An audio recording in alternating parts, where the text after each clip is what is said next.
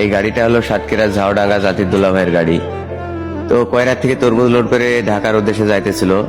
মাগুরার ভিতরে ড্রাইভারের প্রচন্ড ঘুমের কারণে নিয়ন্ত্রণ হারায় গাছের সাথে ধাক্কা লাগার পরে গাড়িটা পাল্টি খায়। তো যখন গাছের সাথে ধাক্কা লাগে গাড়িটা কিন্তু এত পরিমাণ ক্ষতিগ্রস্ত হয়েছে যেটা ভাষায় প্রকাশ করার মতো না। তো কিছুদিন আগে জাতির দুলাভাই দুইটা গাড়ি বসায় কাজ করাইলো। তো জাতির দুলাভাই কিন্তু একসময় ড্রাইভারি করতে করতে আল্লাহর রহমতে তার দুইটা গাড়ি হয়েছে। তো একজন ড্রাইভার মানুষ গাড়ি কিনেছে দুইটা। তো এই যে এই মানুষটার কত টাকায় বা আছে বা কত টাকার মালিকে আমরা হইতে পারি। তো সেখানে কিছুদিন আগে গাড়ির কাজ মাজ করানোর পরে যাক সে টান পাড়া অবস্থায় আছে, এর ভিতরেই আবার এই যে একটা বড় দুর্ঘটনার কবলে পড়লো। তো একজন মানুষ কিভাবে আবার সোজা হয়ে দাঁড়াইতে পারে?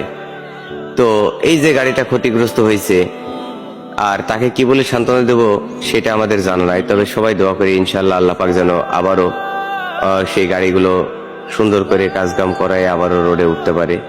তো বর্তমান যে পরিবেশ, মোটর ডিপার্টমেন্টের অবস্থা আর ভালো না। দুর্ঘটনা, তেলের সমস্যা, এভাবেই চলতেছে ড্রাইভাররা, গাড়ির মহাজনরা। সবাই তার জন্য দোয়া করব। সবাই ভালো থাকবেন। আসসালামু আলাইকুম, আল্লাহ হাফেজ।